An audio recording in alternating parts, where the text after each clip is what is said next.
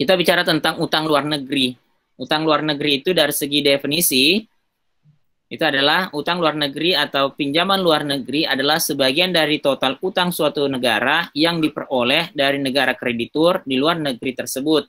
Penerima utang luar negeri dapat berupa pemerintah, perusahaan, atau perorangan. Ini sudah saya pernah jelaskan di pertemuan untuk ekonomi pembangunan 2 terkait dengan utang luar negeri.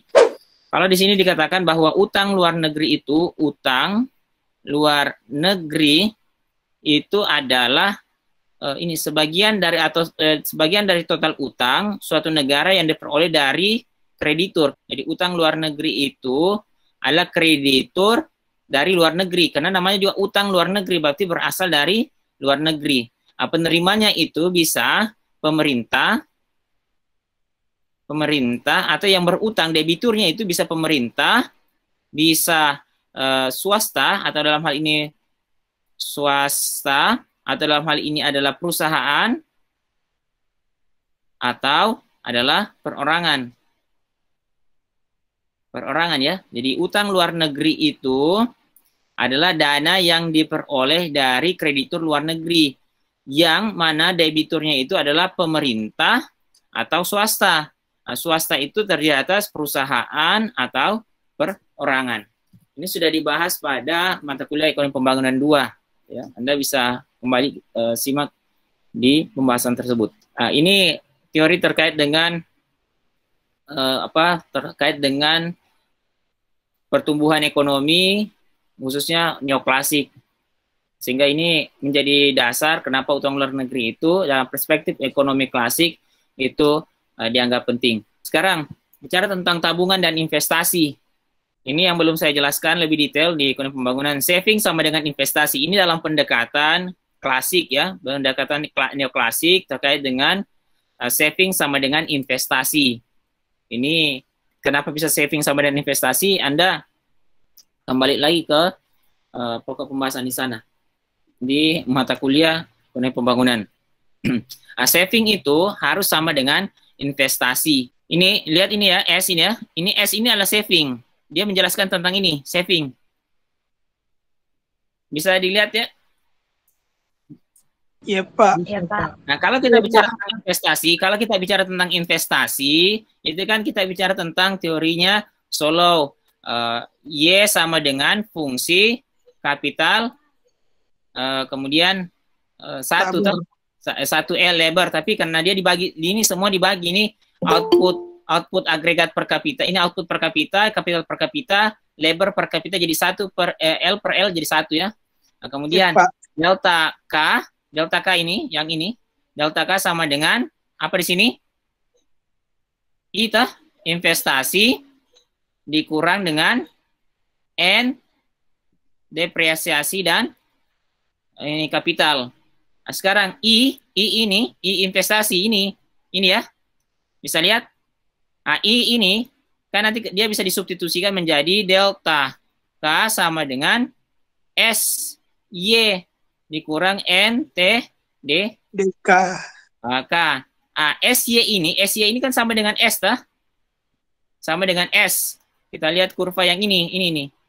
Ini SY ini. Jadi saya tidak jelaskan kembali kurva ini sudah ada dalam pembahasan sebelumnya. Nah, sekarang kita kembali lagi ke sini. Nah, saving ini. Saving itu terdiri atas saving domestik, tabungan domestik, dan tabungan luar negeri atau asing, saving foreign. Jadi tabungan domestik, saving itu terbagi atas saving domestik, maksudnya tabungan yang berasal dari dalam negeri, dan saving yang berasal dari masyarakat luar negeri. Saving itu didapat dari mana itu saving? Saving itu didapat dari mana, Dek? Halo? Ada yang bisa dari mana, Dek? Dari jumlah tabungan yang tidak habis dikonsumsi, Pak. Sarfan ya?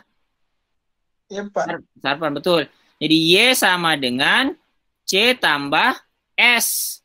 Di mana S sama dengan Y dikurang C. Jadi pendapatan yang tidak habis dikonsumsi itu adalah tabungan. Bisa ya? Nah, tabungan itu S ini, tabungan itu ada yang yang merupakan tabungan domestik dan ada yang disebut dengan tabungan asing. Maksudnya ini adalah masyarakat dalam negeri, ini masyarakat luar negeri. Bisa pendapatan masyarakat ini. Contoh, ini pendapatan misalnya domestik. Ini pendapatan domestik yang dikonsumsi oleh domestik, itu akan menghasilkan saving domestik. Jadi kalau ada pendapatan asing, misalnya Y foreign dikurang dengan C foreign sama dengan S foreign. Maksudnya ini konsumsi misalnya masyarakat Amerika, ini konsumsi masyarakat Indonesia, tabungan masyarakat Indonesia, konsumsi masyarakat Indonesia, pendapatan masyarakat Indonesia. Bisa? Iya, Pak. Nah, sekarang saving domestik itu terbagi lagi. Tabungan domestik itu terbagi dua. Ada yang disebut dengan saving government, ini saving government, dan saving private. Ada tabungan pemerintah dan tabungan swasta. Swasta itu tadi ada dua, yaitu perusahaan dan perorangan. Perusahaan dan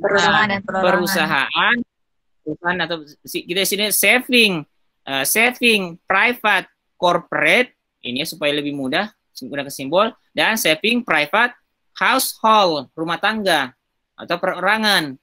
Jadi saving domestik itu, saving terbagi atas saving domestik dan saving foreign. Saving domestik itu terdiri dari saving pemerintah, tabungan pemerintah dan tabungan swasta. Tabungan swasta itu terbagi atas tabungan swasta perusahaan, tabungan swasta rumah tangga atau perseorangan. Bisa? Sekarang, kalau tabungan asing atau luar negeri itu terdiri atas apa? Kalau di sini 3, ini ya, yaitu saving foreign official, ini saving foreign official, official saving, tabungan asing resmi, gitu ya. Kemudian ada sebut dengan saving foreign private D. D ini adalah komersial ya. Atau debt komersial. Kemudian saving foreign private private equity. Bisa? Sampai di sini ya. Karena kita bicara tentang utang luar negeri, maka karena kita bicara tentang utang luar negeri, ini kan gini, saving sama dengan investasi. Ketika saving lebih kecil daripada investasi, ada gap. Ada gap. Tahu itu gap apa? Ada selisih. Bisa ya? Saving sama dengan investasi artinya sama. Jumlah saving sama dengan jumlah investasi. Tapi kalau saving lebih kecil daripada investasi, maka akan ada gap yang disebut dengan saving investment gap. Bisa ya sampai di sini? Iya, Pak. Nah, agar investasi itu sama dengan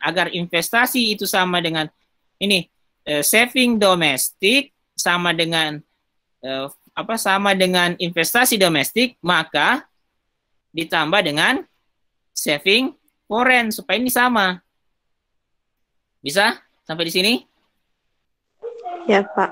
Kalau tabungan dalam negeri itu tidak sama atau lebih kecil dari investasi domestik, maka solusinya itu adalah ditambahkan dengan saving foreign supaya dia bisa sama. Ini sekarang. Karena kita bicara tentang utang luar negeri, maka kita bicara tentang saving foreign, tabungan asing. Tabungan asing itu terdiri atas saving foreign official saving, foreign private debt saving, kemudian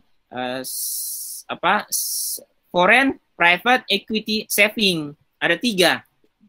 Ini yang menjadi sumber utang luar negeri, yaitu ini 1, 2, dan 3. Sampai di sini sudah bisa diingat? Bisa diingat ya? Ya, Pak. Kan kita bicara nanti sumber-sumber utang luar negeri itu apa saja?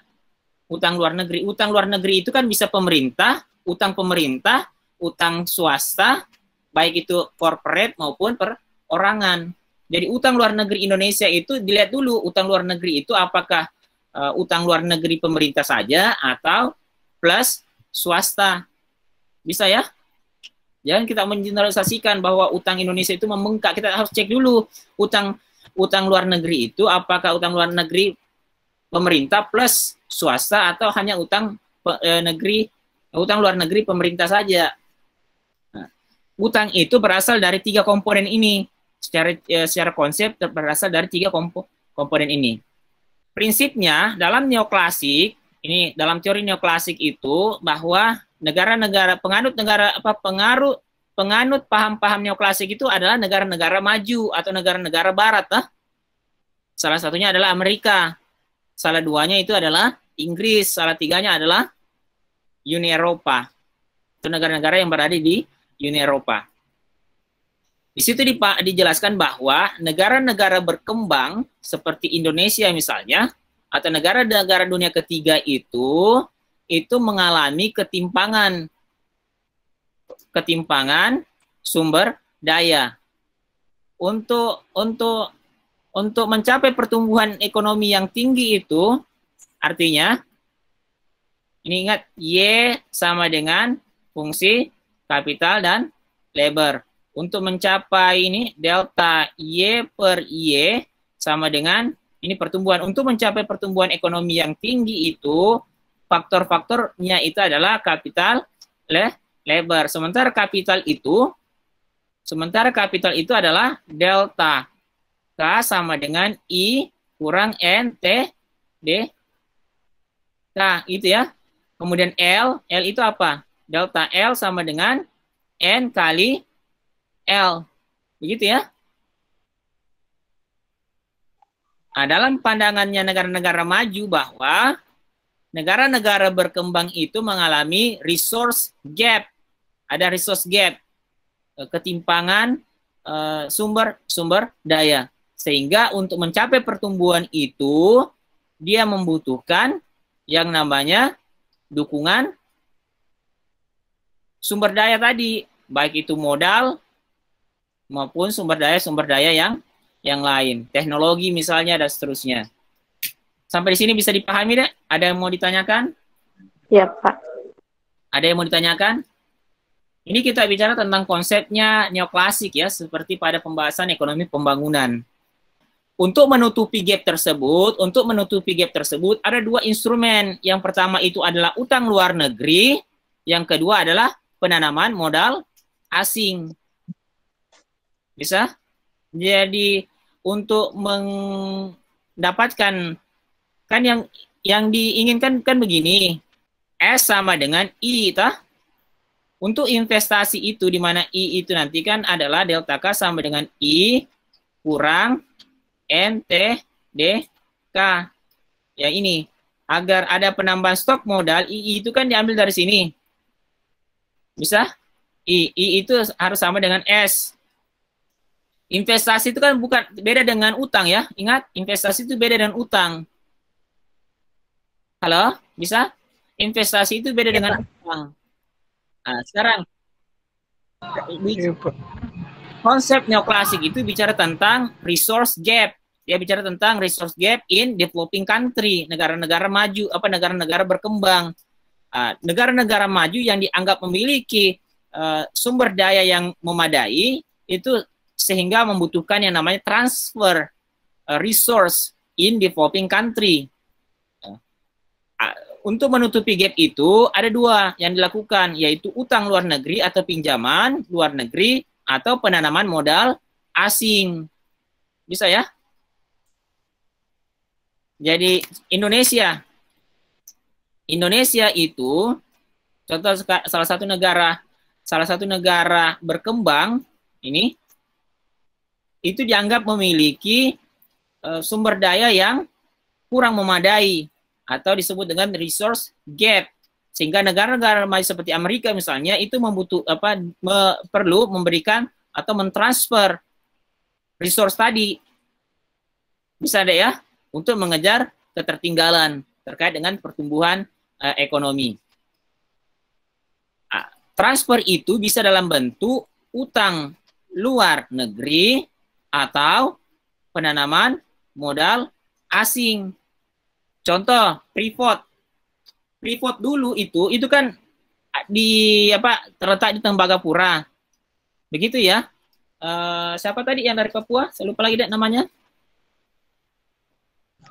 Patrialis, Pak. Ya, Freeport itu yang paling terkenal itu Freeport itu Indonesia kan hanya pemilik dari tambang Tembagapura, pemilik tambang mineral yang ada di dalam perut bumi. Untuk mengeksplorasi tambang itu membutuhkan namanya investasi. Nah, sekarang sementara Indonesia tidak memiliki modal yang cukup untuk berinvestasi. Nah, solusinya itu adalah utang luar negeri atau penanaman modal asing. Untuk kasus Freeport itu yang menjadi opsi adalah penanaman modal asing. Begitu juga dengan investasi dalam dalam energi, ya, mineral yang ada misalnya di Blok Mahakam, Blok Natuna dan seterusnya itu adalah pilihannya adalah penanaman modal asing. Ini yang banyak opsi dipilih oleh pemerintahan Orde Baru, penanaman modal asing. Berbeda dengan pada masa Orde Lama itu menolak penanaman modal asing. Sampai di sini ada yang mau ditanyakan, Dek? Saya Pak bertanya. Ya silakan. Kenapa pemerintah, misalnya tadi yang kasus di Freeport, Papua, ya Freeport, kenapa mereka tidak gunakan utang luar negeri?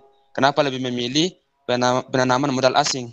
Oke, itu nanti akan dijawab deh ya. Bagus sekali pertanyaannya. Siapa itu? Muhammad Yusuf, Pak. Muhammad Yusuf. Bagus sekali jawabannya. Ini terkait dengan ekonomi politik. Jadi kalau kita bicara tentang ekonomi, ini ingat, utang luar negeri atau penanaman modal asing ini kan opsi. Kalau utang luar negeri, perusahaannya itu yang mengelola usaha itu, misalnya kalau untuk investasi, yang melakukan investasi itu adalah pemerintah, domestik, gitu ya, dalam negeri. Pelakunya adalah dalam negeri, hanya sumber dananya itu dari luar negeri dalam bentuk pinjaman. Tapi kalau penanaman modal asing itu pelaku usahanya, kalau misalnya dalam bentuk investasi itu adalah asing. Indonesia itu hanya sebagai mitra. Bisa deh ya? Nah, pertanyaannya tadi Yusuf, kenapa pemerintah lebih banyak memilih penanaman modal asing dibanding utang luar negeri? Itu nanti akan dijawab deh ya. Ingatkan saya kalau belum terjawab. Ya deh ya? Ya Pak. Ada lagi yang lain? Bagus. Ada lagi yang lain? Lembaga-lembaga yang melakukan penyaluran terhadap utang luar negeri itu adalah IMF dan World Bank. Bisa. Jadi kita sudah bahas pada pertemuan sebelumnya terkait dengan IMF itu siapa dan World Bank itu siapa. Yang kita bicara tentang globalisasi ya. Mereka ini dalam pembahasan kita itu adalah agen-agen globalisasi. Globalisasi itu tidak lepas dengan atau setali mata uang dengan perdagangan bebas. Bisa ya? Jadi perdagangan bebas, kemudian globalisasi, ya, mekanisme pasar bebas itu satu wujud yang satu substansi yang berbeda wujud. Bisa deh ya? Tangkap di sini. Tadi saya sudah jelaskan bahwa saving foreign itu terdiri atas saving foreign official, saving foreign private, ini debt, dan saving foreign private equity. Untuk World Bank, ini IMF dan World Bank itu ini. Bisa deh ya? Jadi tabungan-tabungan asing atau pinjaman-pinjaman yang ini utang luar negeri yang disalurkan oleh IMF atau World Bank itu dia dikategorikan sebagai foreign official saving. Bisa sampai di sini, Dek? Ya, Pak. Bisa ya? Jadi kalau bilang IMF itu pinjaman yang didanai oleh IMF maupun World Bank itu masuk kategori mana? Yaitu tadi saving, foreign official saving. kalau dia pinjaman-pinjaman bank swasta, ya, bank-bank swasta itu masuk dalam foreign private debt saving. Ini yang masuk yang kedua ini. Kalau ini pinjaman-pinjaman pada pasar modal. Bisa deh ya, luar negeri. Sekarang kita lihat IMF itu sebagai agen globalisasi itu perannya apa? Satu, meningkatkan kerjasama moneter internasional menuju institusi yang permanen. Memfasilitasi upaya peluasan dan pertumbuhan yang seimbang dari perdagangan internasional dan mendorong peningkatan derajat buruh. Meningkatkan stabilitas nilai tukar dengan tujuan mengatur nilai tukar. Membantu pembentukan sistem pembayaran yang sifatnya multilateral. Mereka berkesempatan untuk memperbaiki persoalan dalam neraca pembayaran. Berdasarkan hal tersebut, di atas IMF bertujuan untuk mempercepat penyelesaian krisis yang disebabkan oleh ketidakseimbangan neraca pembayaran negara-negara anggota. Pada tahun 1997 atau krisis 97-98, peran IMF itu sangat besar ya terhadap perekonomian domestik. Masih ingat ya di situ? Salah satunya itu karena kita mengalami krisis yang disebut dengan krisis moneter. Bisa deh ya. Sehingga IMF itu mengambil peran di situ sesuai dengan fungsinya. Ini mempercepat penyelesaian krisis. Bisa? Sampai di sini? Ya, Pak. Penyelesaian krisis. Indonesia pada tahun 1998 itu mengalami krisis yang disebut dengan krisis moneter. IMF itu mengambil perannya di situ. Nah, IMF itu sebagai lembaga yang menyalurkan dana yang kita kategorikan sebagai saving foreign official, berarti tetap utang. Nah, kemudian kita lihat lagi yang kedua, International Bank for Reconstruction and Development, atau kita sebut dengan, atau kita kenal sekarang dengan World Bank, yaitu membantu negara-negara anggota dalam hal pembangunan dan rekonstruksi, meningkatkan investasi swasta asing dalam lingkup peningkatan garansi. Ini lebih pada pembangunan. Ingat ya, dari kata asalnya, asal dari lembaga ini yaitu International Bank for Reconstruction and Development, rekonstruksi dan pembangunan. Sehingga dia berbeda dengan IMF. IMF itu lebih bertujuan pada bantuan dana untuk penyelesaian masalah-masalah ekonomi. Di antaranya itu adalah pembayaran, neraca pembayaran, kemudian untuk perdagangan internasional, dan penyelesaian krisis. Sementara World Bank itu ini membantu negara-negara anggota dalam hal pembangunan dan rekonstruksi, meningkatkan investasi swasta asing meningkatkan investasi swasta asing dalam lingkup peningkatan garansi atau partisipasi dalam peminjaman dan investasi, penyediaan keuangan yang diperuntukkan bagi tujuan produktif, meningkatkan keseimbangan pertumbuhan jangka panjang, mengatur kebijakan dasar dalam rangka memberikan prioritas, membangun operasi yang bertujuan untuk efek investasi. Kalau di sini dilihat antara World Bank dan IMF itu berbeda dari segi tujuan ya. Kira-kira secara substansinya itu yang berbedanya di mana? Silakan. Kalau kita baca itu IMF itu lebih pada penyelesaian terhadap masalah-masalah yang dihadapi oleh negara-negara berkembang. Contoh masalah neraca pembayaran, gitu ya, masalah krisis. Kalau Bank Dunia itu lebih pada investasi. Jadi jangan Anda bayangkan namanya bank sama dengan bank sentral. Jadi bank World Bank itu tidak sama dengan bank sentral. Namanya saja bank, tapi dalam perannya itu tidak sama dengan bank sentral. Jadi World Bank itu bukan bank sentralnya, bank sentral bukan. Apakah Indonesia itu, kalau dilihat dari segi utangnya, apakah utang Indonesia itu sudah menjadi ancaman atau belum? Ada yang bisa jawab? Apakah besaran utang Indonesia hari ini itu sudah menjadi ancaman, sehingga apa yang dikhawatirkan itu, contoh misalnya Indonesia tidak mampu membayar utang sehingga akan menjadi negara yang bangkrut dan seterusnya. Anda sebagai calon ekonomi itu harus mampu menjelaskan itu. Jangan ikut-ikutan dengan orang awam. Anda harus punya indikator yang jelas mengatakan bahwa oh Indonesia ini bukan negara yang sebagaimana Anda prasangkakan dengan besaran utang yang dimiliki oleh Indonesia. Kita lihat Jepang itu rasio utangnya itu masih lebih tinggi daripada Indonesia. Bahkan banyak negara-negara di atasnya Indonesia. Jepang itu 250%. Artinya utangnya lebih besar daripada PDB-nya. Italia, Amerika bahkan utangnya lebih besar dari segi rasio. Kemudian Spanyol, Prancis, Kanada, Inggris ini negara-negara maju. Indonesia hanya 27,90%.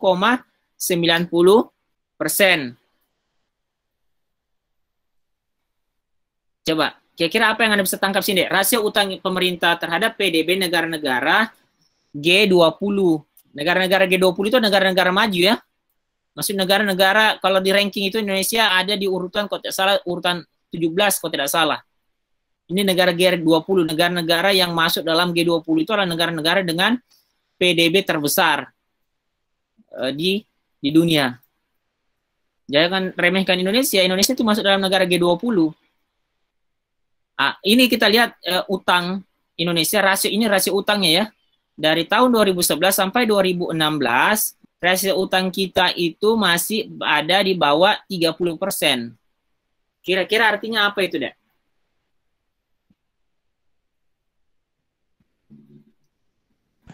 Berarti masih rendah Pak, dari jika kalau dilihat dengan PDB-nya Pak, karena PDB-nya dari tahun 2016 itu sudah melebihi 80% Pak.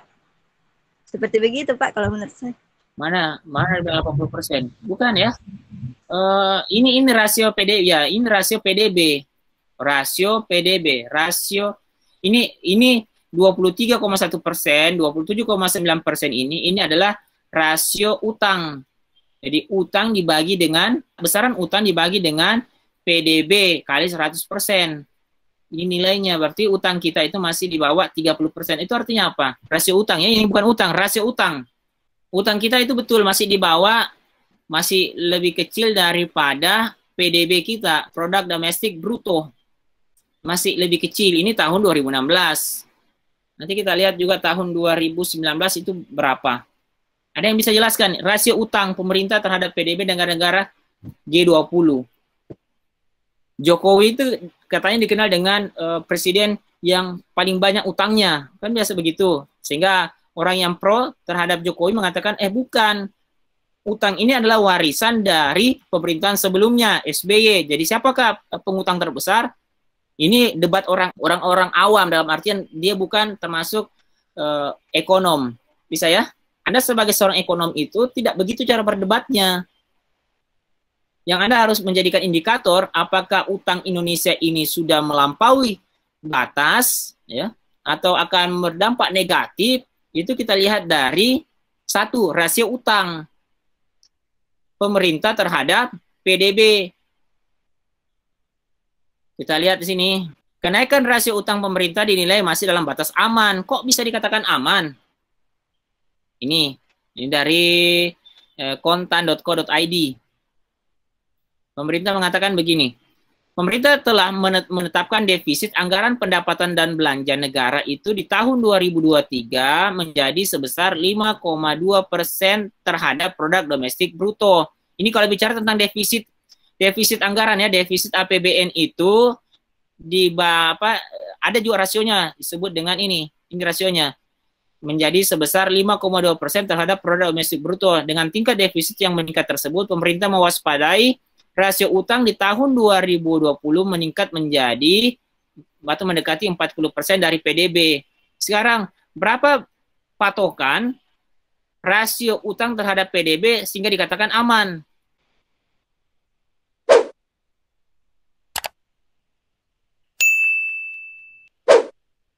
Posisi rasio utang tahun 2019 masih di kisaran 30% dari PDB. Sementara batas menurut Undang-Undang Keuangan Negara adalah sebesar 60% dari PDB. Ya, Pak. Artinya pemerintah itu boleh berutang sampai batas 60% rasionya. Rasio utang terhadap PDB itu sebesar 60%. Ini yang ditetapkan oleh Undang-Undang Keuangan Negara. Sementara di tahun 2019 masih di kisaran 30% dari PDB. Artinya masih jauh dari batas yang ditetapkan oleh pemerintah, oleh undang-undang. Bisa? Iya, Pak. Iya, Pak. Itu dulu yang kita jadikan patokan indikatornya. Bicara tentang indikator pertama itu adalah rasio utang terhadap PDB. Di mana dalam Undang-Undang Keuangan Negara itu maksimal itu 60% dari PDB, tidak bisa lebih. Sementara di tahun 2019 itu kisarannya masih di bawah 30%. Artinya masih jauh, masih aman. Iya, Pak. Iya, Pak. Sebagaimana diketahui dalam Undang-Undang Nomor 17 Tahun 2003 tentang Keuangan Negara, rasio utang dipatok sebesar pada batas 60% dari PDB. Selama ini rasio utang memang dijaga di bawah 30%, artinya masih aman. Namun dengan adanya pelebaran defisit APBN tadi, maka diperkirakan rasio utang akan melonjak tinggi. Bahkan pemerintah sempat memperkirakan rasio utang tahun ini akan melesat menjadi 37,6%. Masih aman. Bisa ya? Iya, Pak. Kalau kita melihat indikator itu. Jadi jangan menjadi orang awam yang berdebat kusir. Nah, kalau dilihat dari negara-negara yang lain, negara-negara G20 yang lain itu, Indonesia masih di bawah ya, masih rendah. Hanya di atasnya Rusia, yaitu 27,90% rasio utang terhadap PDB. Sampai di sini bisa ditangkap, Dek? Jadi kalau berdebat tentang utang luar negeri, apakah itu aman?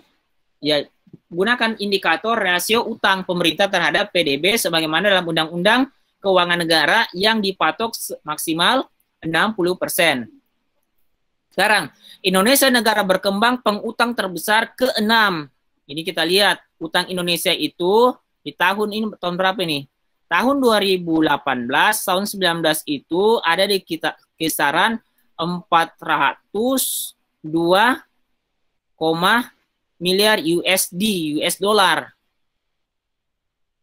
Kira-kira berapa triliun itu, Dek? Utang Indonesia kalau dirupiahkan. Jadi Indonesia itu masih dibawa dari Turki, ya, dari jumlah utangnya, dibawa dari Brasil, dibawa dari India, dibawa dari Rusia, dibawa dari Meksiko. Ya, Indonesia itu katanya negara berkembang dengan urutan masuk dalam 6 besar dengan tingkat utang terbesar. Ini laporan World Bank pada tahun 2020. Utang pemerintah cenderung naik ya, utang pemerintah dan utang swasta. Ini tadi yang bicara tentang jangka pendek dan jangka panjang. Dalam jangka panjang ini yang warna hijau, yang biru ini jangka pendek. Kalau yang kita lihat ini utang pemerintah itu di tahun 2018 itu ini sebesar 180,5 miliar USD. Sementara utang swasta itu lebih besar lagi atau sedikit ya, lebih besar dibanding utang pemerintah, yaitu 189,4 miliar USD, atau totalnya utang Indonesia itu sebesar 372,9 miliar USD. Ingat ya, utang Indonesia itu ada terdiri atas utang swasta dan utang pemerintah. Kalau kita lihat trennya dari 2014 sampai 2018 ini, apa yang bisa Anda gambarkan di sini, Dek? Silakan. Ya, Pak. Apa yang Anda bisa gambarkan di sini? Utang pemerintah itu bagaimana? Utang swasta itu bagaimana? Utang Indonesia itu bagaimana? Trennya dari tahun 2014 sampai 2018. Pak, utang pemerintah naik, Pak, dari tahun 2014 sampai dengan 2018. Ya, betul. Kalau utang swasta naik juga. Naik juga, Pak, sama. Ya. Kalau kita lihat di sini trennya, baik utang pemerintah maupun utang swasta itu cenderung mengalami kenaikan. Ini kita lihat ya, cenderung mengalami kenaikan. Hanya utang swasta itu kenaikannya itu lebih lambat dibanding utang pemerintah. Kita lihat di awal tahun 2014 itu utang swasta itu lebih besar daripada utang pemerintah. Begitu juga di tahun 2015. Tapi di tahun 2016 dan 2017 utang pemerintah itu lebih besar daripada utang swasta. Kita lihat ya 180 dengan 171. Kalau di sini 2016 utang pemerintah itu hampir sama dengan utang swasta. Nah, nanti di tahun 2018 kembali lagi swasta lebih besar, tingkat besaran utangnya lebih besar daripada pemerintah. Bisa ya sampai di sini kelihatan? Utang pemerintah membengkak, solusi atau bencana? Ini ada yang mengatakan dalam jangka pendek itu adalah solusi untuk menutupi atau investasi. Dalam jangka panjang itu menjadi bencana. Kenapa? Karena dengan jatuh tempo utang-utang yang jangka pendek maupun jangka panjang. Ada tadi yang mengatakan bahwa itu solusi. Sebagaimana tadi yang utang itu tergantung pengalokasiannya. Kalau dia untuk konsumsi produktif, oke lah. Untuk konsumsi konsumtif, ini menjadi persoalan. Kita kembali pada pertanyaannya Yusuf. Kenapa pemerintah memilih opsi utang luar negeri daripada penanaman modal asing? Memilih penanaman modal asing daripada utang luar negeri? Ada yang bisa bantu jawab? Kenapa pemerintah memilih opsi penanaman modal asing untuk kasus Freeport daripada utang luar negeri? Padahal kan bisa juga Indonesia berutang, kemudian Indonesia yang berinvestasi. Ada yang bisa jawab? Ini menarik sekali terkait dengan teori-teori atau pendekatan-pendekatan politik, ekonomi politik. Untuk kasus Freeport, kenapa pemerintah, ini kasusnya pada Orde Baru ya, Orde Baru. Kenapa pemerintah Orde Baru, dalam hal ini Soeharto, itu lebih memilih opsi penanaman modal asing ya oleh Freeport ya. Freeport itu kan perusahaannya, itu adalah perusahaan milik asing untuk mengeksplorasi tambang mineral yang ada di Tembagapura. Kenapa pemerintah pada masa Orde Baru lebih memilih opsi opsi penanaman modal asing dibanding utang luar negeri? Saya Pak, silakan. Mungkin pemerintah lebih memilih penanaman modal asing dikarenakan pemerintah berpikiran daripada menghutang lebih baik menyerahkannya kepada negara yang ingin menanamkan investasinya di Freeport, Pak, daripada harus mengutang ke luar negeri lagi, Pak. Oke, tapi kan bisa juga berpikir sebaliknya, daripada orang asing yang kelola, kenapa bukan kita yang kelola, kah? Pertanyaan sekarang, dari mana dananya? Ya kita pinjam. Kan bisa saya begitu. Mungkin pemerintah mempertimbangkan jumlah hutang yang sudah membengkak, Pak.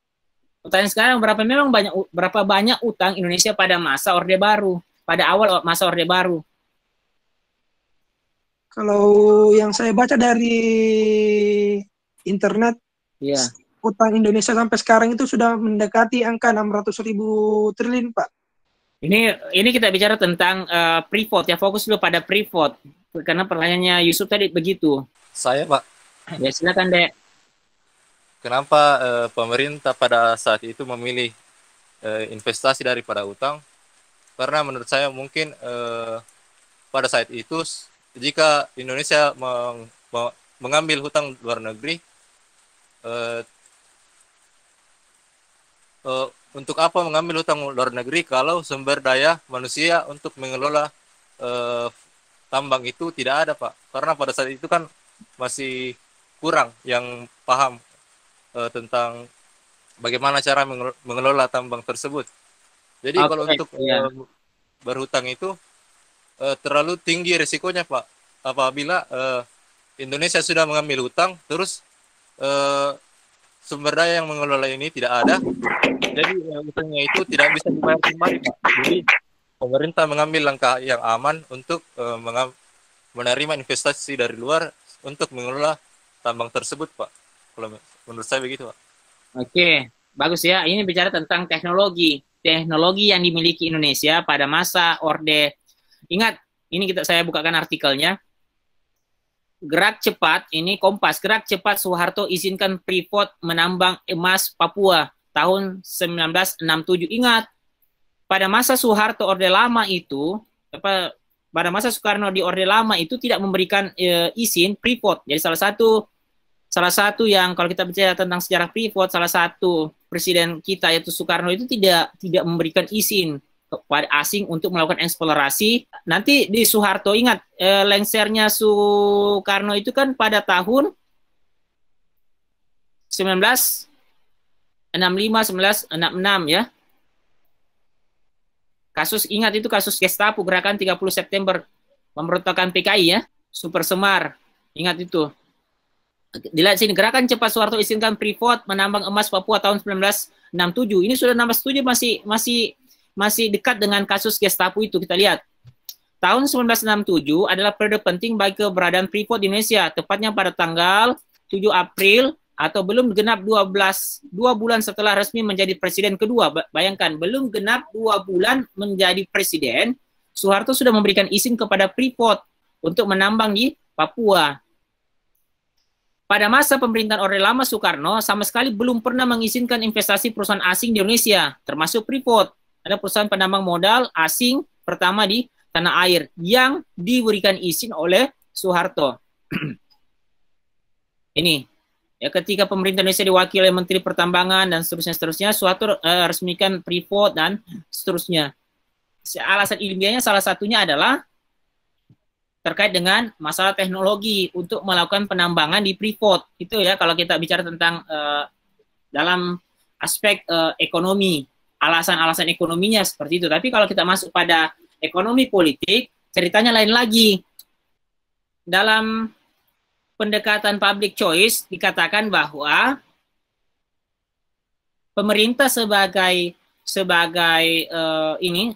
supplier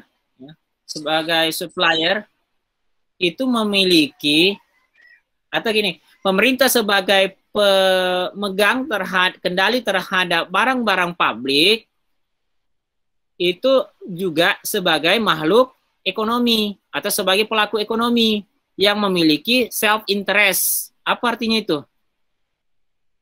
Kalau kita bicara tentang aspek politik, tumbangnya rezim Orde Lama itu kan tidak lepas dari campur tangan asing. Salah satunya adalah Amerika.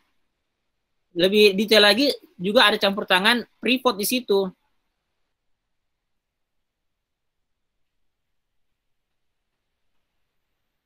Nah, sekarang kita kembali pada pendekatan public choice tadi.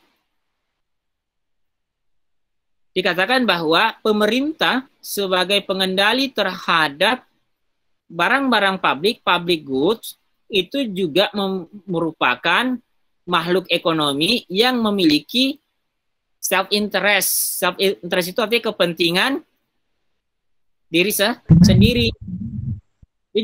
Dia sebagai makhluk ekonomi itu dia juga memiliki motif sebagai pencari laba atau memaksimumkan utility.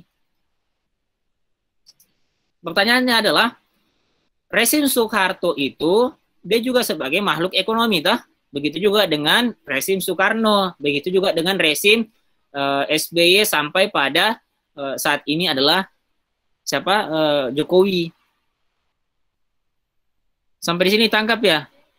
Makhluk ekonomi artinya ada kepentingan ekonomi. Dia sebagai makhluk ekonomi. Di sisi lain, dia sebagai pengendali terhadap barang-barang publik karena dia adalah otoritas pemerintah pada saat itu. Coba kita lihat di sini. Freeport diberikan izin menambah selama jangka 30 tahun dalam skema kontrak karya yang bisa diperpanjang. Di awal kehadirannya, Freeport juga sempat berkonflik dengan penduduk setempat. Nama di sini katakan berkonflik dengan penduduk setempat, terutama suku Amukme. Bagaimana bacanya itu? Dalam kontrak karya pertama disepakati royalti untuk pemerintah Indonesia dari penambangan tembaga yang dilakukan oleh Freeport sebesar 1,5% dari harga jual. sampai 3,5% dari harga jual. Sedangkan untuk emas dan perak ditetapkan sebesar 1% dari harga jual. Jelang kontrak karya berakhir, Freeport menemukan cadangan Greensburg atau tepatnya pada periode 1980 sampai 1989. Lalu pada tahun 1991 pemerintah Indonesia kemudian mengizinkan Freeport terus menambang di Papua untuk jangka waktu 30 tahun ke depan atau hingga tahun 2021 dengan hak perpanjangan sampai dengan 2 kali 10 tahun. Ingat, pada masa itu adalah masa pemerintahan Orde Baru, ya, Soeharto. Nah, di tahun 2021 itu, kemarin, di tahun 2020 itu, pemerintahan Jokowi itu tidak memberikan perpanjangan terhadap izin Freeport, ya. Sehingga pemerintah kemudian mengakuisisi Freeport, saham Freeport sebesar, kalau tidak salah itu 51%. Jadi Freeport itu sudah menjadi aset pemerintah karena dengan saham sebesar 51%. Bisa didengar Yusuf? Halo Yusuf? Halo Bisa, Yusuf? Pak. Nah, pada masa pemerintahan Jokowi tepatnya di tahun 2019-2020 itu pemerintah Indonesia itu mengambil alih PT Freeport. Ingat, yang milik asing itu adalah PT Freeport-nya, ya, bukan tambangnya yang milik asing, tapi PT Freeport-nya yang merupakan milik asing. Bisa? Bisa, Pak.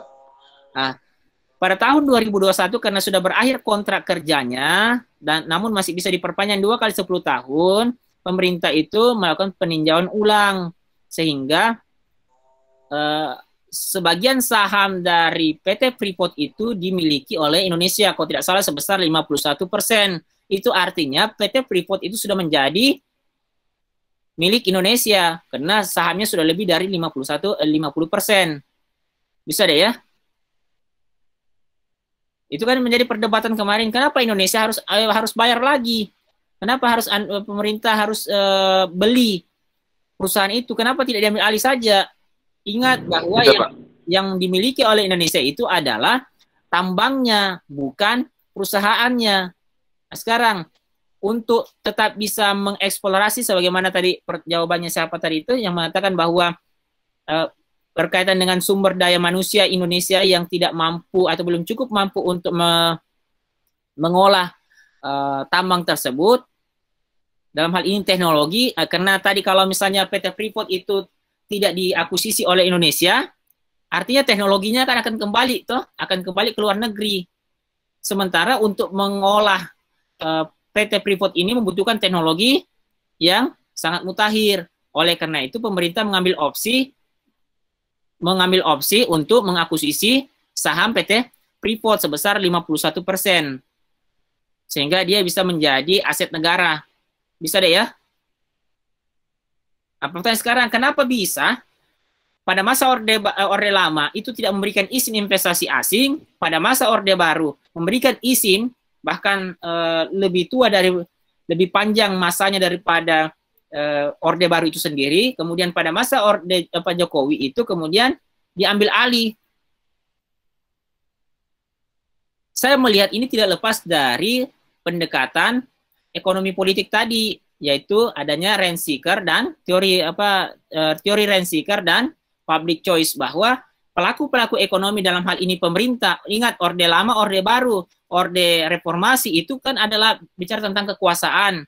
Kekuasaan itu dikendalikan oleh segelintir orang, yang mana orang itu disebut orang itu disebut dengan pemerintah, dan pemerintah dalam pandangan ekonomi politik dalam pendekatan public choice itu juga adalah sebagai makhluk ekonomi yang mengejar self-interest-nya, kepentingan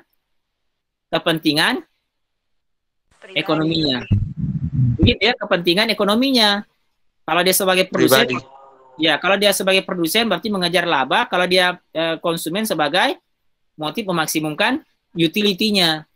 Bisa deh, ya. Berarti ada deal-deal di sini, ada kepentingan. Sehingga opsi tadi apakah penanaman modal asing atau pinjaman utang luar negeri. Nah, kalau kita lihat sekarang kasusnya Jokowi ini mengakuisisi kembali PT Freeport itu, dananya dari mana? Pertanyaannya adalah dananya dari mana? Ada yang bisa tahu? Pasti Pak, utang luar negeri. Ya, betul, utang luar negeri. Sah, pemerintah akhirnya kuasai Freeport itu. Sah, ini kita lihat ya apa isinya. Pemerintah melalui PT Indonesia Asahan Aluminium Persero atau Inalum akhirnya resmi menguasai 51,2% saham PT Freeport.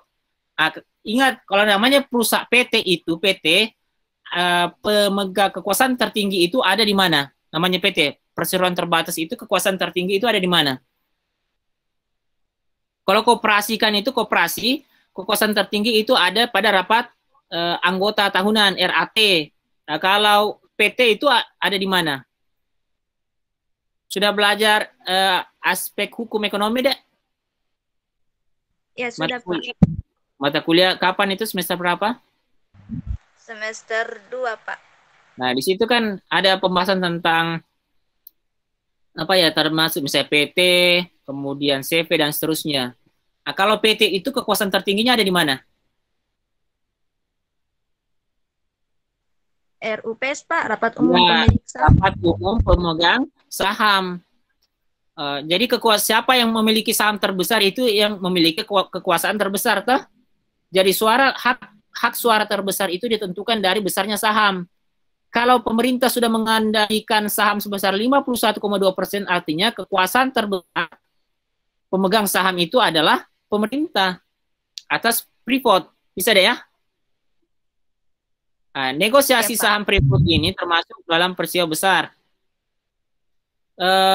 Kemudian, di Desember aksi korporasi terjadi setelah pelunasan transaksi divestasi saham. Inalum mengeluarkan dana sebesar 3,85 miliar atau sama dengan 55,8 triliun rupiah. Pertanyaan sekarang, dari mana ini dananya? Ya, tadi dijawab oleh Patrianus, Pak. Nah, Patrianus tadi mengatakan pinjaman luar negeri. Iya, Pak.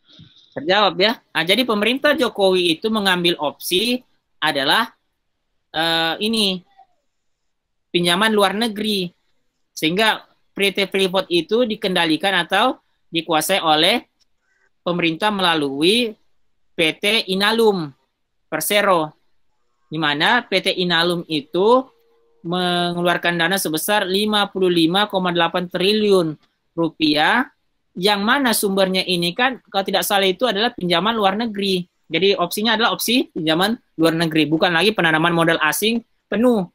Tetap penanaman modal asing ya. Sisa dari 51% ini itu tetap dikuasai oleh PT Freeport. Ini bentuknya PMA. Jadi dia menggandeng antara penanaman modal asing dan dalam negeri. Dalam negeri itu karena dananya itu begitu besar, sehingga kalau tidak salah sumbernya itu adalah pinjaman luar negeri, kemudian patungan dari beberapa BUMN. Sampai di sini ada yang mau ditanyakan? Jadi tergantung ini, Dek, tergantung siapa penguasa pada saat itu. Dan ingat, penguasa dalam perspektif public choice teori itu, dia juga adalah sebagai makhluk ekonomi, sebagai manusia ekonomi yang memiliki self-interest. Nah, ke depan, kalau Anda ingin misalnya aset-aset negara ini tetap dikendalikan oleh negara, atau Anda ingin menyerahkan dikendalikan oleh asing, tergantung siapa pemerintah. Nah, pemerintah itu dipilih oleh siapa? Oleh siapa? Masyarakat. Iya, tapi ingat, masyarakat atau voter itu, dia kan jumlahnya sangat besar. Bayangkan kalau dari 200 juta penduduk ya yang memiliki hak suara itu, masing-masing itu satu suara itu kan sama dengan seper 200 juta, tak? Artinya pengaruhnya sangat kecil. Sehingga kalau dalam pembahasan kita di public choice itu ada kelompok-kelompok pressure group, disebut dengan kelompok pressure group yang jumlahnya sedikit. Kelompok-kelompok kepentingan yang jumlahnya sedikit tapi mampu mempengaruhi terhadap kebijakan-kebijakan publik. Masih ingat itu ya pembahasannya? Kebijakan publik contohnya partai politik, NGO, corporate dan seterusnya. Termasuk ini PT Freeport, dia bisa mempengaruhi terhadap kebijakan-kebijakan publik. Artinya terjadilah persekongkolan antara pengusaha dan penguasa. Kalau penguasanya itu penguasanya itu dalam hal ini pemerintahnya itu tidak memiliki political will yang baik, tidak memiliki nilai jiwa nasionalisme yang kuat, maka bisa jadi negara atau aset-aset negara itu digadaikan kepada pengusaha-pengusaha. Syukurlah kalau itu pengusahanya pengusaha domestik. Kalau pengusaha asing bisa ya? Bisa. Nah, sedikit lagi tambahan. IMF maupun World Bank itu salah satu opsi bagi negara-negara berkembang yang memiliki kekurangan sumber daya termasuk modal itu untuk mendapatkan dana-dana segar. Salah satunya itu adalah dana yang utang negara yang diberikan pada masa pemerintahan B.J. Habibie setelah Indonesia mengalami krisis dengan bantuan IMF maupun World Bank. Ini dianggap sebagai utang dengan tingkat suku bunga atau pengembalian yang ringan dibanding dengan utang-utang yang sifatnya saving, komersial loan ya, komersial loan maupun dana-dana pinjaman lainnya. Tapi di sisi lain ternyata karena IMF maupun World Bank itu sebagai agen globalisasi yang pada pertemuan sebelumnya saya pernah mengatakan bahwa mereka adalah imperialis modern, ya, sebagai agen-agen imperialis modern pasti punya motif di balik itu. Nah, salah satunya adalah bagaimana memudahkan perdagangan bebas. Ya, jadi ada syarat-syarat di balik dari pinjaman itu, contohnya deregulasi, privatisasi, begitu ya. Kemudian apalagi tadi aset-aset negara tadi yang merupakan BUMN itu sebisa mungkin itu diprivatisasi, deregulasi itu contohnya aturan-aturan yang memperketat ya atau penghambat terjadinya perdagangan internasional itu dikurangi termasuk subsidi dan sebagainya. Ini sebagai penjelasan singkat terkait dengan politik utang luar negeri. Ingat, di sisi lain itu utang luar negeri juga memiliki dampak positif seperti dibahasakan tadi oleh Muammar bahwa tergantung pengalokasiannya. Pada masa pemerintahan Jokowi ini hanya sebagai klaiman dari orang yang pro pemerintah mengatakan bahwa pinjaman luar negeri yang dilakukan oleh pemerintahan Jokowi itu digunakan untuk mendanai proyek-proyek infrastruktur atau proyek-proyek produktif. Sementara pada masa pemerintahan yang lain, saya tidak sebut di pemerintahan siapa itu, pinjaman-pinjaman luar negeri itu digunakan untuk pembiayaan hal yang sifatnya konsumtif. Salah satunya itu adalah subsidi bahan bakar minyak, kemudian subsidi rumah tangga yang sifatnya non produktif. Saya rasa cukup ya pertemuan kita kali ini karena ini masih momen bulan Ramadan. Saya tidak sampai 3 SKS. Lebih dan kurangnya mohon dimaafkan. Wabillahi taufiq wal hidayah. Wassalamualaikum warahmatullahi wabarakatuh.